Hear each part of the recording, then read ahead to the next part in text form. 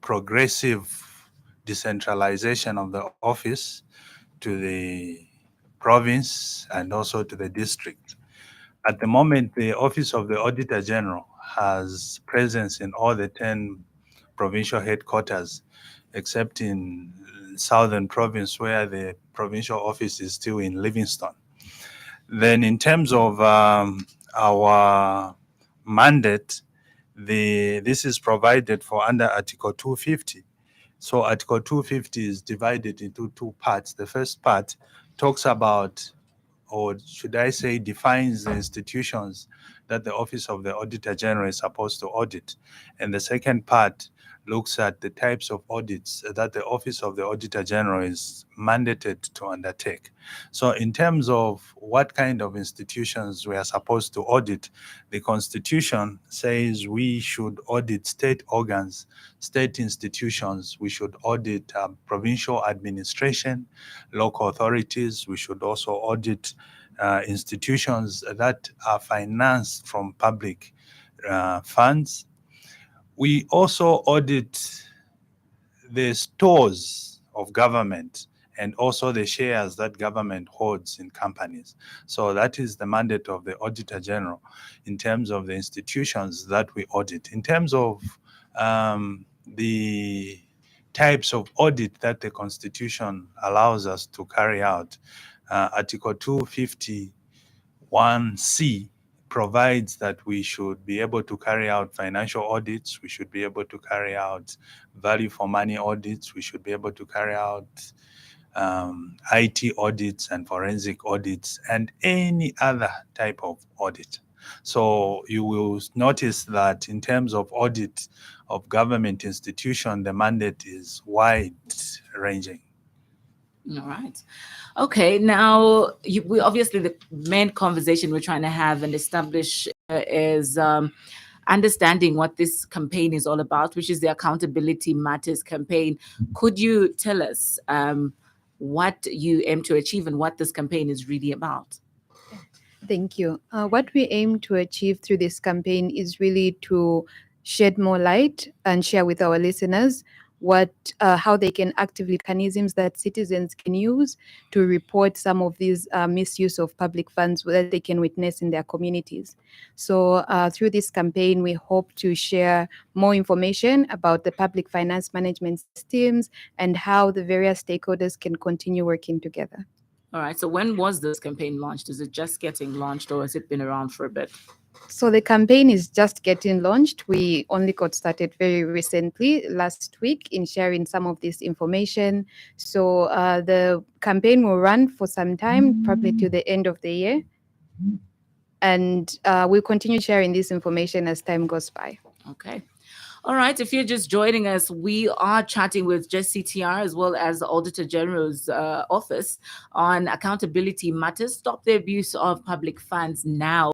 The campaign that's ongoing, as we've already heard. In studio, I'm joined by Lukwesa Musonda, who's Program Officer for JCTR, and Mr. Shadreck Chitumbo, who is Director, Ministerial Audits, obviously from the Office of the Auditor General. Now, we've talked about what this campaign is all about, obviously raising awareness in our communities and having the public play a part in holding these public officers accountable. We've talked about the mandate of the Office of the Auditor General. Could we get an understanding of some of the findings that you've had, especially in the most recent report that was revealed? Thank you very much. So the most recent report was published by 30th September, and that is in accordance with the Constitution that provides that by 30th September, the report of the Auditor General on the accounts of the Republic must be submitted to the President and to the National Assembly. So this report was submitted in accordance with the Constitution. Before I highlight some of the findings in the report, I'm also passionate to share with our listeners the fact that there were also certain issues that the Auditor General highlighted, which the ministries the controlling officers in the ministries, the spending agencies implemented, and so those were not included in the report of the Auditor General. But it's interesting to show that we do not just find pleasure in reporting, but also to see that these things that public officers are supposed to undertake are undertaken. And where public resources are supposed to be recovered, we observed that in some instances, public resources that were misapplied were recovered. And so these issues may not have been reported in the Auditor General's report. So I would give you a few examples that what normally happens is that the Office of the Auditor General, after undertaking an audit, would issue our first report and ask management to respond to that report before we issue the final report. And so during the period between the first report and the final report, we observed that there were a number of issues that were resolved and undertaken by management of those institutions. So that is in accordance with our policy that the Office of the Auditor General must add value to the citizens of this country. And so some of those were situations like recoveries of irregular payments, where officers were paid allowances. And when we highlighted that, those allowances were recovered by the time we were issuing our final report. And we also had situations where goods were not delivered for a long time. But once we issued our first report, by the time we were going to issue the second report, those goods had been recovered. And there were programs that had not been implemented for a long time. But because we highlighted them in our first report, by the time we were issuing the final report, those programs had started. So those are some of the benefits that we see through our work and reporting.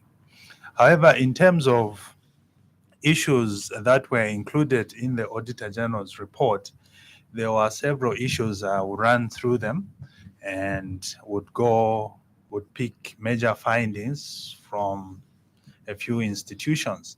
So we start with under Ministry of Finance, Zambia Revenue Authority.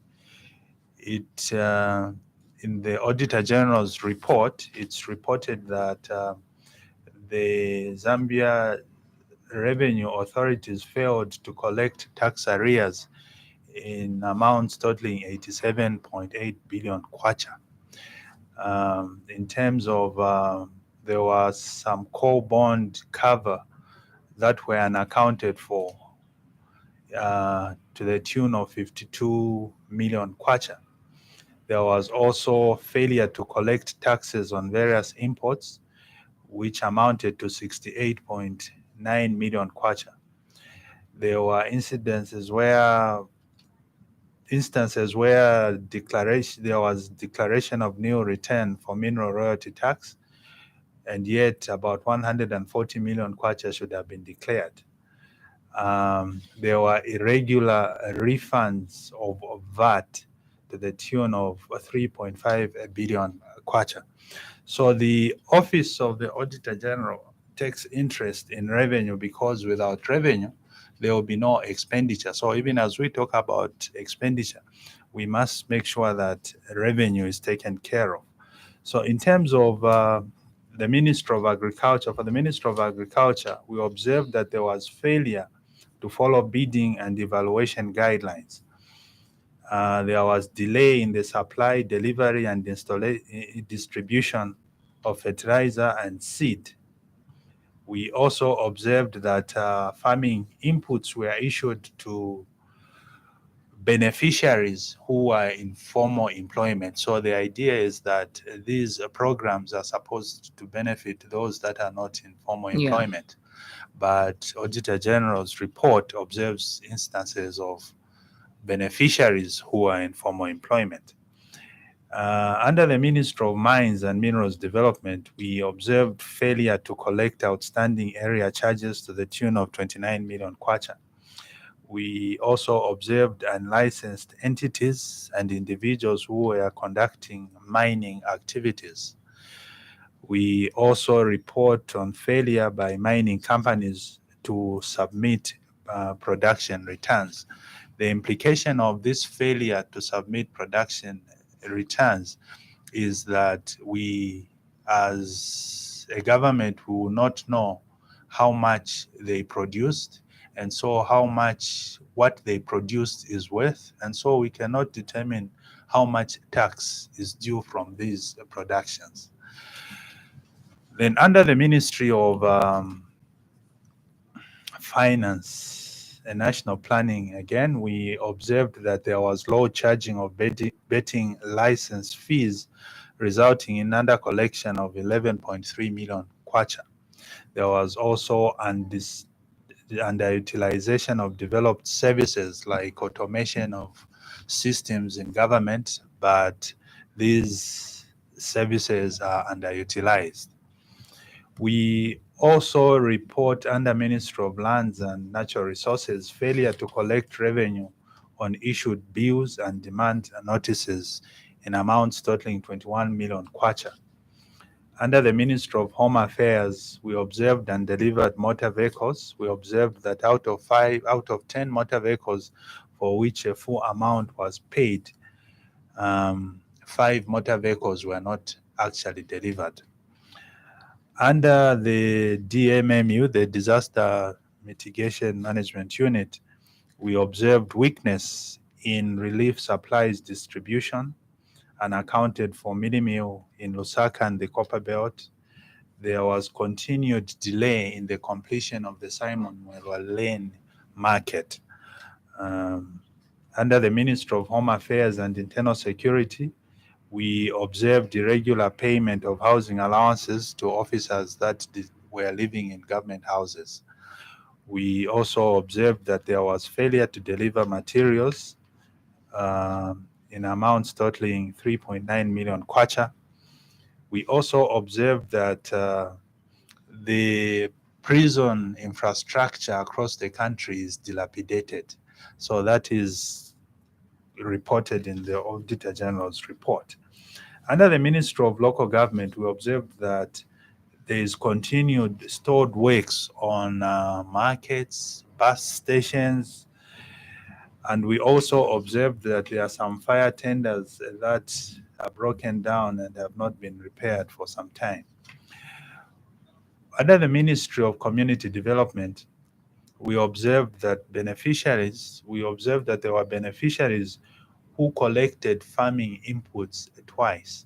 So under the Ministry of Community Development and Social Services, there is a program where people who are vulnerable are assisted with farming inputs. And so in these situations, we observed that the same people were collecting twice. This then means that if we are supposed to assist 10 people, we could only manage to assist maybe 5 people. Mm-hmm. We also observed that there was delayed distribution of inputs, like we observed under the Ministry of Agriculture. There's, again, under community development, there was delayed distribution of farming inputs. We also observed that there were beneficiaries who shared the same national registration card numbers. We also observed that, you see, there is a program under Ministry of Agriculture called FISIP. There is also a program under the Ministry of Community Development called FSP. So the people that benefit from FISIP should not benefit from FSP, or the people that benefit from FSP should not benefit from FISIP. But we observed that in some instances, the same people that benefited from FSP also benefited from FISIP. Again, what that implies is that where we should have helped 10 people under FISIP and another 10 people under FSP, we only helped 5 people, or should we say the same 10 people got inputs from both programs. Then under the Ministry of Health, we observed that there was failure to train staff in the use of new equipment in new mini hospitals. So under the Ministry of Health, there's been a program to construct mini hospitals across the country, and equipment has been installed, but there are no people to use that equipment. So that equipment remained unused for some time. We also observed that in some instances, construction of hospitals and nursing schools have stalled in places such as Lupososhi, Chilubi, and Lukangaba. We also observed under the Ministry of Health payment of salaries to employees who are on unpaid leave. We also observed and accounted for drugs and medical supplies worth 2.3 million kwacha. Under the Ministry of Education, we observed that there were schools operating without accounting officers. The recruitment of teachers, there were some teachers who were recruited but did not meet the recruitment eligibility criteria. That then means that people then who should have been, in some instances, people who should have been recruited who meet the criteria were not recruited, and those who did not meet the criteria were then recruited.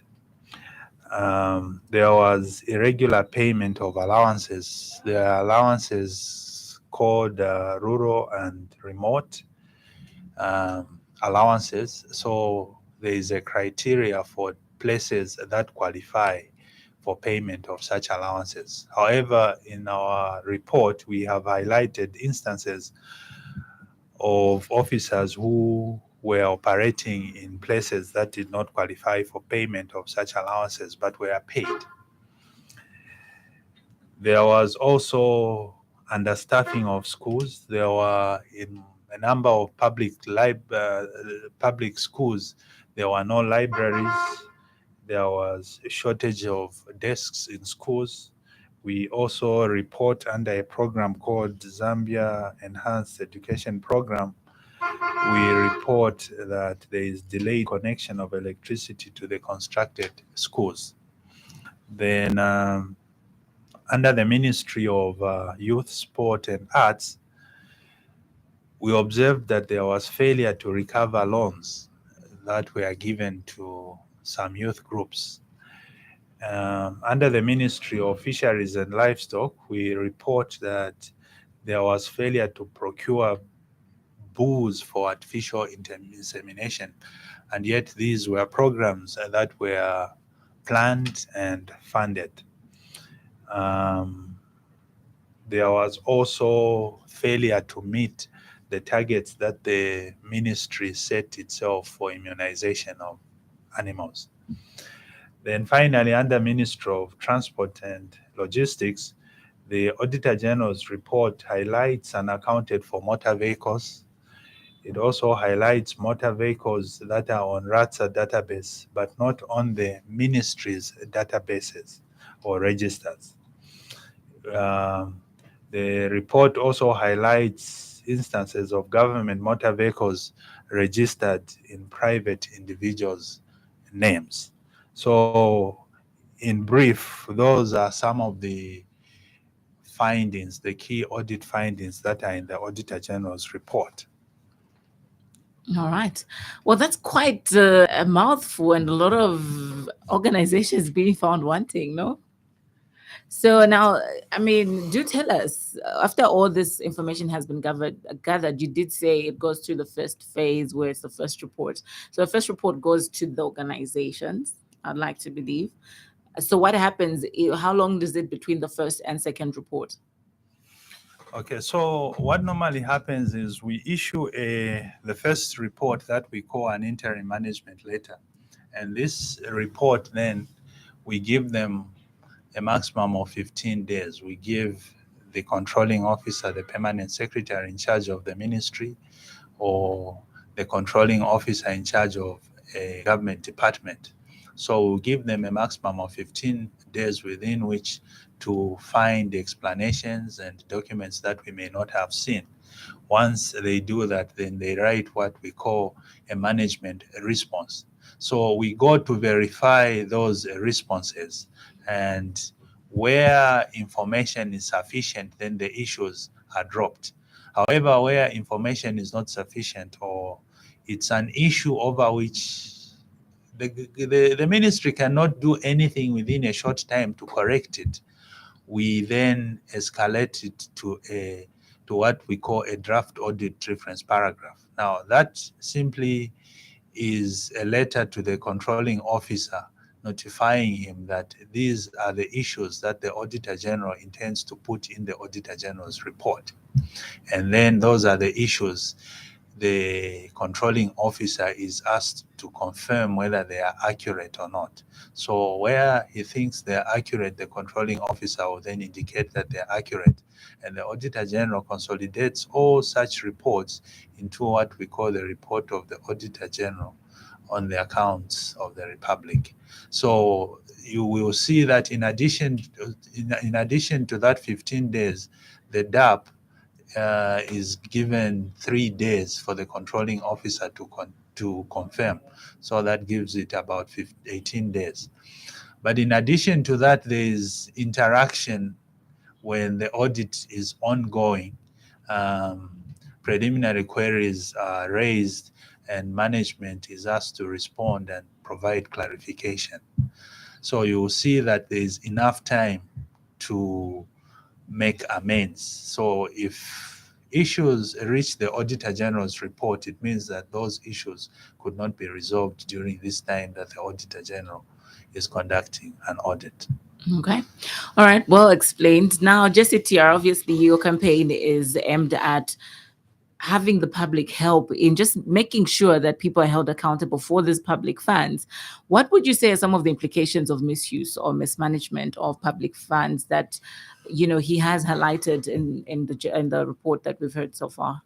Okay, thank you so much. I think some of the implications he had earlier alluded to, but in addition to that, one thing we can see is that when finances are misused or mismanaged, this will affect the quality of the delivery of services, especially in the public sector.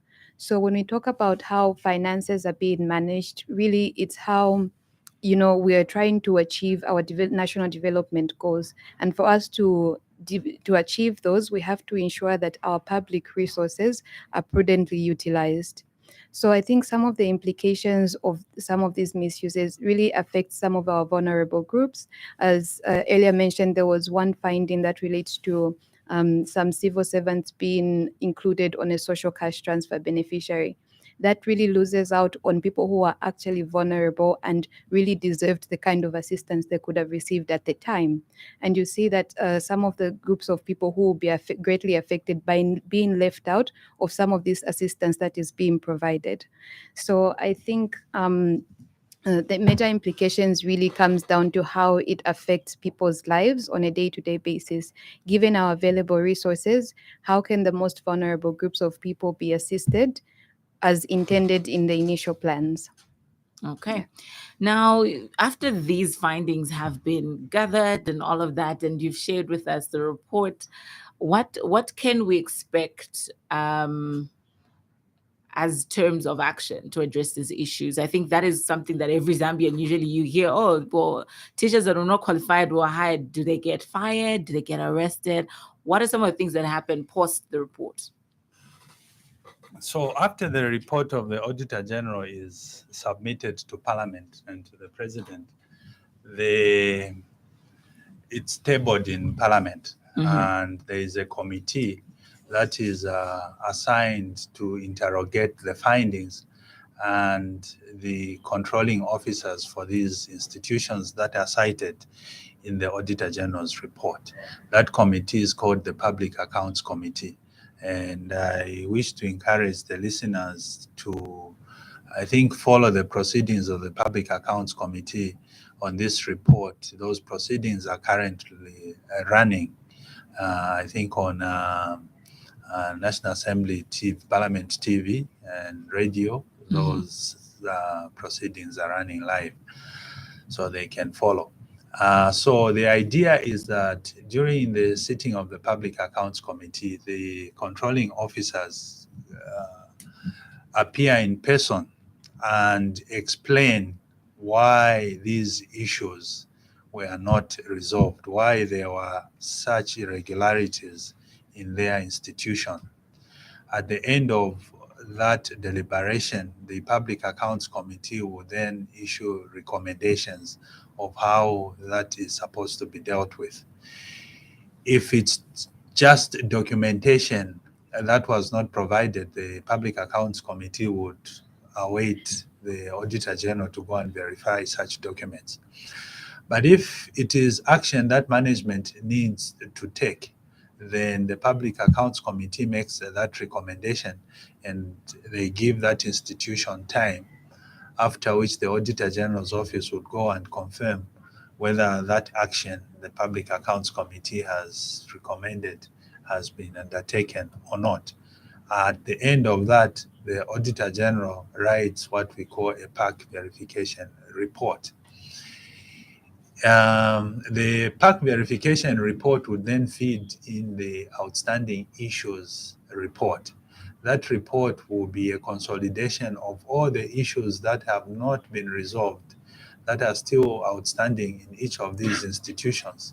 So what that means is every time the Auditor General's office goes to that institution, we want to check whether there is any action that has been taken on the recommendation of the Public Accounts Committee. Secondly, the Office of the Auditor General has signed MOUs with law enforcement agencies such as the police, the Drug Enforcement Commission, the Anti-Corruption Commission. So what normally happens is if there are issues that require further investigation and prosecution, these law agencies would take it up from where the Auditor General's report ends and carry out further investigation and identify those issues that they will need to prosecute and work together with the National Prosecution Authority Office to prosecute public officers that are found wanting. Yeah, so those are some of the what happens after the report of the Auditor General is issued. Okay. Now, obviously, from a layman's perspective, naturally, when you hear there's been misuse and misappropriation of these funds, you're automatically thinking corruption. You've talked about how government cars are registered in personal names and all of that. What have you found as some of the reasons that these issues continue to happen? Obviously, this is not the first report where such issues. We saw in previous reports issues like, bridges being built for amounts that did not add up and things like that. What have you found as some of the reasons or causes for this misuse of public funds? Okay, so there are several reasons.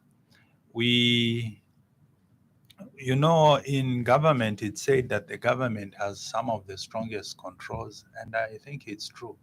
But the argument is that these controls are effected and implemented by people. So their effectiveness can go as far as the willingness of the people that are affecting them, that are implementing them, to implement them. So some of these observations are as a result of willful failure to adhere to these controls that are supposed to be in place. Secondly, there are also laws and regulations that are in place. So these queries arise when people deliberately disregard the laws and regulations. Thirdly, you see, we have, like I have mentioned, that the Public Accounts Committee makes recommendations. So we have seen in some instances the Public Accounts Committee makes recommendations, but the controlling officers do not effect those recommendations. As a result, because people think, well, that one got away with it, I can also get away with this, and so such irregularities continue year in, year out. So I think that if these irregularities are going to be reduced, then people must be seen to be willing to implement the controls that have been put in place. People must be scared of not following the laws and regulations. People that do not carry out corrective measures as recommended by the Public Accounts Committee must be disciplined, must be dismissed. So we must take such radical steps to instill fear in the minds of public officers that these are public resources and they must be safeguarded.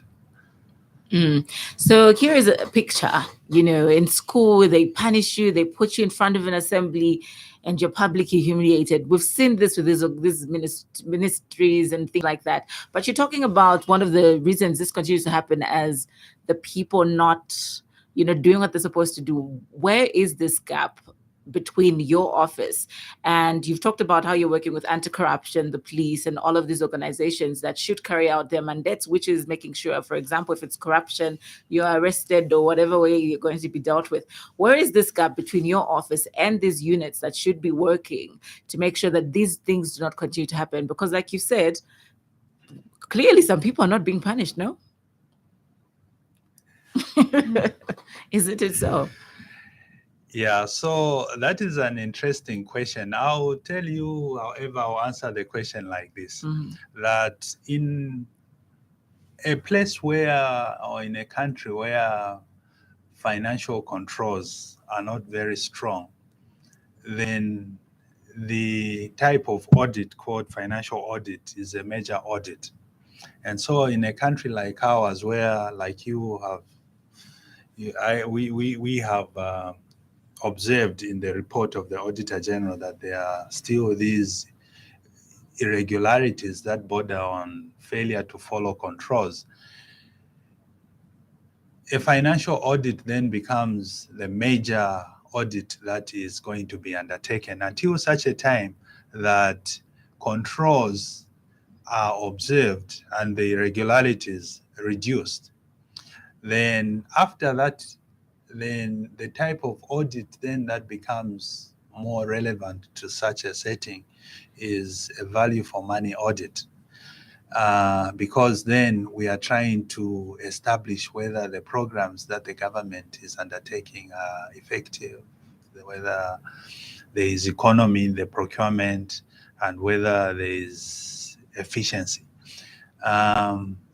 So by me saying that, it's because I'm aware that there are places in other parts of the world where they started like us and they strengthened their controls, and these financial irregularities reduced to the extent that currently they consider value for money audits as more important audits.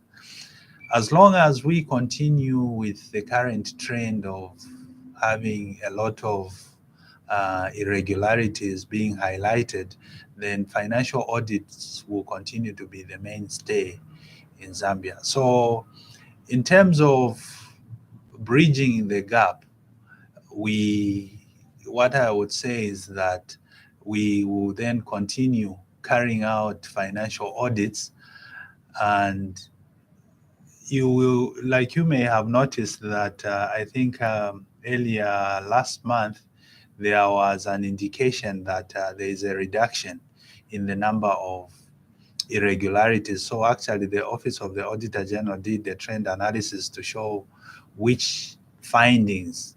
Okay, so we have categorized the findings into about 37.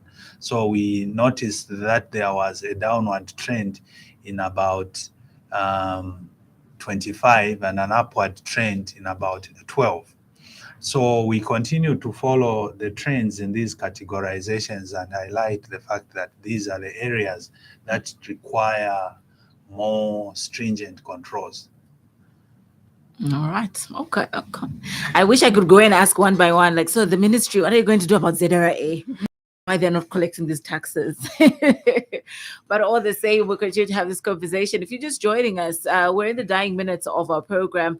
We are chatting with Jesse TR as well as the Office of the Auditor General, and we're just having a conversation around accountability matters. Stop the abuse of public funds now, which is a campaign that is ongoing, and you too can be a part of it. As we're about to learn from Jesse TR, obviously, at the end of the day, the Auditor's General, report is also based on what the public can bring forward to their office and say, well, we saw that these, for example, I heard about fire trucks that haven't been repaired.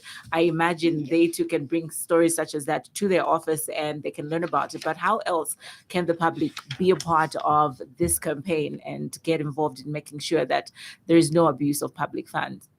Sure. So the public can continue, I think, interacting with the Auditor General's office. I think they have presented a few platforms through which citizens can directly actually report any mismanagement that they witness. They have a toll-free line that is available on MTN and Zamtel, 5566. And I think they also have a few other platforms such as exhibitions and roadshows that the public can continue to use. The public can also interact, I think, through social media, the Facebook page, Instagram, or Twitter. You can also interact with our office, the Jesuit Center for Theological Reflections, on all our social media platforms. And let us know how useful this information is to you and how best you can find ways of reporting anything that you witness within your communities with the Office of the Auditor General.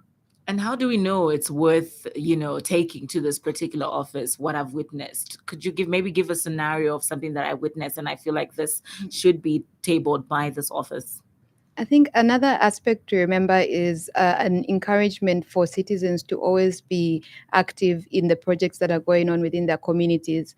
If you see there's a school that was intended to be built in that particular community, it was budgeted for, and there's a timeline attached to that. So this year, all the works towards this is supposed to be going on. 1 year elapsed and you're still at window level, and you start asking, why is this not progressing? Why is this particular project not progressing? Why aren't we getting to a finishing point of this? So those are the kinds of questions I think you can begin to ask. Why is this not coming up? Why is this not a finished product? And in some communities, you find that there are complaints of, there's an ablution block that's supposed to be built, and years go by and there's still nothing that is happening with that. So you can call in and I think find out and say, what's happening to this, and find out the reasons behind some of these things that are not progressing. All right, interesting. Yeah. And for the Auditor General's office, she has talked about how people can, how important it is for them to interact with you. She's talked about roadshows and all of that. Maybe you can also just run us through some of them in case she missed another way that people can actually come through to your office, guaranteed that they will not be pointed at and said, well, this person said you have a car written in your name, but it's written, GRZ, what's going on? Maybe you can just share with us some information on how people can work with you. Yeah, so the Lukwesa mentioned the toll-free line. So that one is the information that you share with the office is kept in the strictest confidence. Your identity is protected. Secondly, the Office of the Auditor General is a public office. We encourage our citizens when they have issues that they have observed and they have some evidence of irregularities that are going on, they can walk to the Office of the Auditor General and ask for our audience. Secondly, when you hear that the auditors are in an institution, they are auditing, we also allow that kind of interaction, that people are free to come and share with us some of the issues that they would want us to try and scrutinize and establish in that particular institution. Because our citizens are on the ground, they see more than we see. So we encourage them actually to come forth and share with us some of the information. And I want to guarantee you that their identity will be kept secret. we have actually benefited a lot from such interactions. People have come forth, people have written to the Auditor General, and some of the issues that they have written, we have followed up. In some instances, we find them to be true and include them in the Auditor General's report. And there are also instances like there's an earlier question that you had asked me. There are instances where during the audit, we find that these are issues that clearly are more criminal in nature. So we immediately surrender those to either the police or to the Anti-Corruption Commission or the Drug Enforcement Commission, so that they carry out criminal investigations on those. So there are issues that once you share with us, we determine that this is within our scope, we will go ahead and audit and provide an audit report. But there are also issues that we would quickly hand over to the police. So in a nutshell, I encourage the citizens to walk to the Office of the Auditor General. I deliberately mentioned that the Office of the Auditor General has presence in all the 10 provinces, the provincial headquarters, and in Livingstone in Southern Province. And so people can walk to our offices and share information that they think we should follow up on. All right. Various communities. Any last words before we close? Yeah, thank you so much to our listeners for keeping up with our program. And I think something to underscore really is what we aim to do is strengthen our systems. So even as these issues are being highlighted, it is well within the rights of every citizen to follow up and also demand action to be taken, because these are public services, they're public resources. And what we aim is that we achieve our development and at least assist everyone in the country. All right. Thank you. Yes, so as an office, I think our lamentation is the lack of interest from our citizens in reading the Auditor General's report. So our citizens should take an interest in reading the Auditor General's report, see the kind of issues that we are reporting. By that, when you see them in your community, you'll be quick to identify them and share information with us. But let's take an interest in the Auditor General's report. It's our responsibility to ensure that public resources are utilized for our benefits as citizens. All right. Well, thank you so much for joining us this morning. We've come to the end of our program. In studio, we had Lukwesa Musonda, who is Program Officer from JCTR, and Mr. Shadreck Chitumbo, who is Director, Ministerial Audits Office of the Auditor General. Thank you so much for joining us. We were talking accountability matters, stop the abuse of public funds, a program brought to you courtesy of the Jesuit Center for Theological Reflection and the Auditor General's Office. We sure hope that you will be a part of ending the misuse of public funds. Remember, you can join the campaign on social media by using the hashtag accountability matters, stop misusing public funds, and hashtag transparency and accountability matters. Well, my name is Lucy Banda. Have a lovely morning. Good morning.